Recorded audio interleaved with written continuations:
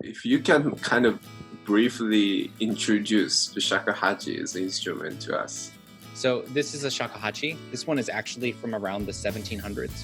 It's a very, very old instrument. So this is what a traditional Edo shakuhachi would look like. And then this is the diamond world. And this is the diamond world is in the Diamond Sutra. And then you have Hen, where, Hell, where Dayama-sama lives.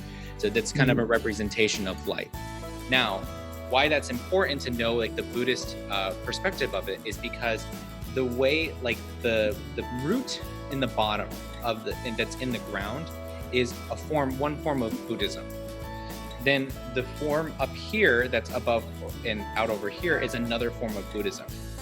The middle is the middle way, which is Mahayana Buddhism. So that's kind of like the spiritual aspects of it, which is like, the world that we live in right now. It's not whatever. So the top of the instrument here is called the utaguchi, and it has a little bit of water buffalo horn in the top. And so this is what the old shakuhachi would look like. The new one, the modern one, looks like this. So it's a lot thicker in size. The cuts are a lot more clean. The hole size is a lot bigger. And then also, people put in like those oshare koto, which is like kin and zolge. So like this one is gold. This one, we'll say it's bone. And then of course there's also bone and gold in the bottom as well. Would you mind to kind of demonstrate some of the sound for us? Yeah, sure. I'm sure there's some like limitation with the sound here, but.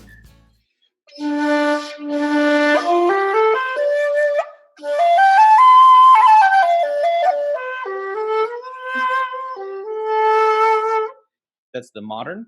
And here's okay. The old.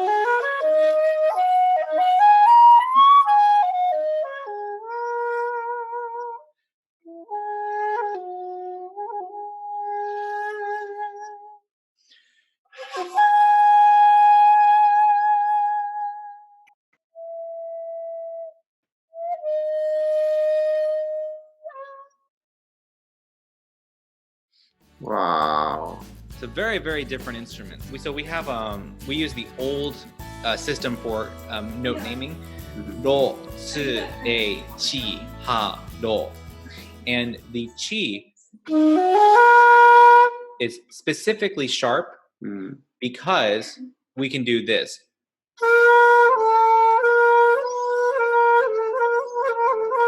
Have those three notes. Right. So then if I wanted to play something that was more minyo style,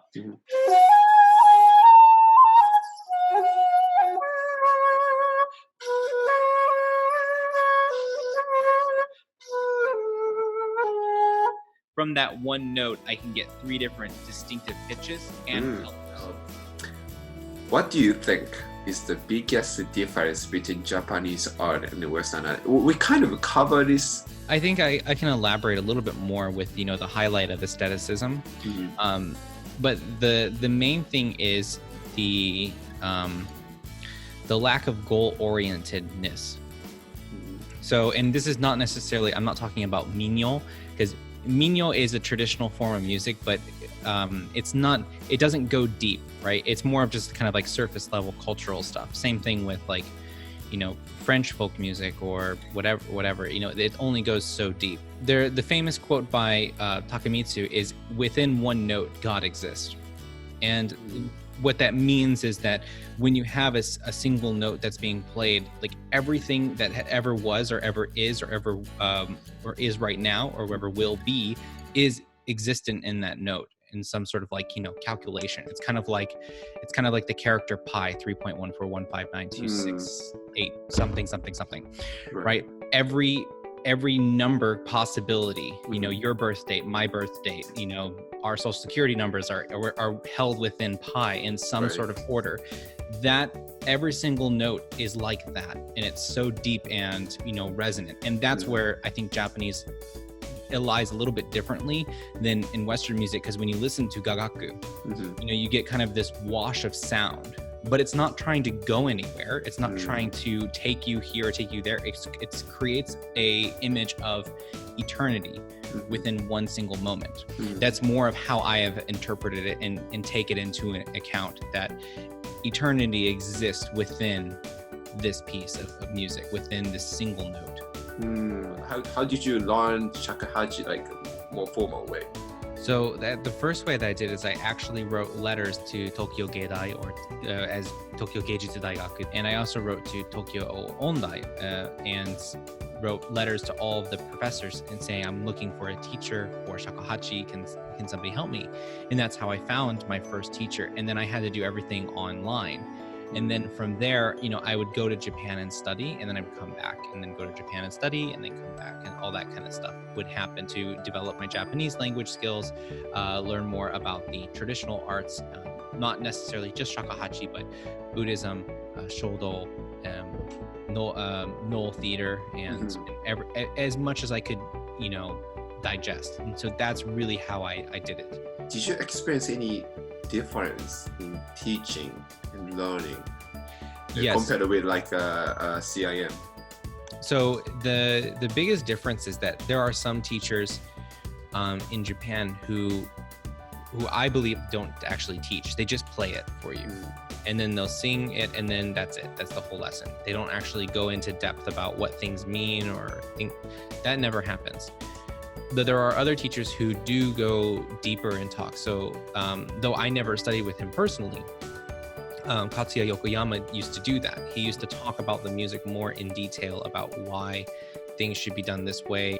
Whereas someone like Yamaguchi Goro, again, someone who I never studied with and never met, but he would not talk during the lessons. He would just play. Right, and that would be your lesson. And so that's where that is much more the traditional style.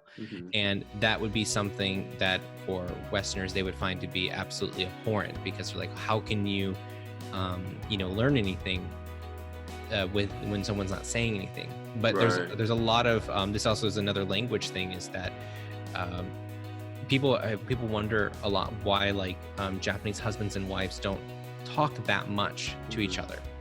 And there's a lot of nonverbal communication that happens within the Japanese culture, and that's where it's happening. You're creating a nonverbal relationship with your teacher through playing shakuhachi. How do you think did the experience with the music and shakuhachi shape you as a person?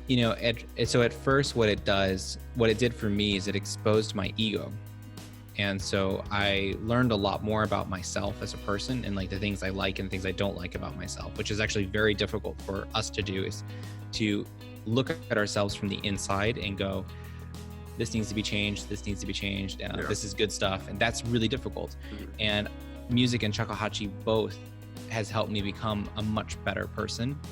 And it continues to make me a better person. It's kind of crazy for me. I went to the opera Aida.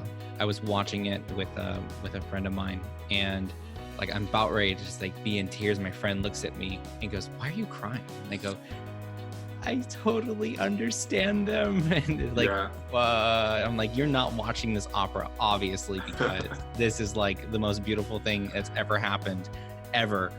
And so, it's made me a lot more sensitive to, other people and whatever. And I learn more about myself, because I'm like, God, that's me. I'm Ramsey at this moment.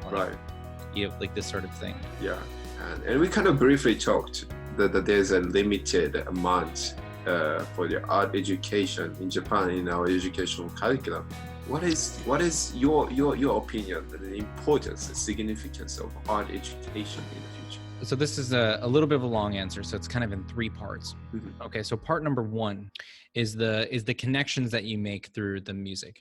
Well, let me preface by that. I think that Japan is going to go under an artistic revolution. I think that Japan is going to have a resurgence of art, just like the Age of Enlightenment back in Europe in the 1500s and so on. I think that that's going to happen very soon. Thing number two is that for art, it connects people, right? And we've had this kind of topic throughout our interview, which is, you can connect to another person on a deeper level without using words. And Japanese have a very hard time with expressing themselves politely without being, stepping on somebody else's toes. So that eliminates that language barrier. So for Japanese specifically, art is really, really helpful. And That's why Japanese people love karaoke so much. Because when they get together and they're singing, they can push past all like the tatemae and they go right to honne very quickly. Now, thing number 3, and this is the most important thing for, I think that if anybody really wants their children to be successful, look at the top doctors in the world, the top lawyers, the top pharmaceutical representatives. Any person who is of really great import or success has some level of artistic training in their lives. Right. And not everybody, of course, but a lot of them. And so actually a friend of mine who holds like 7 different positions and is one of the most famous Japanese doctors in Houston is a part of the Houston Civic Symphony playing contrabass. Not because he's like, all-star bass player, super good, could be in the Houston Symphony or Grand Opera. No, like he's a good player.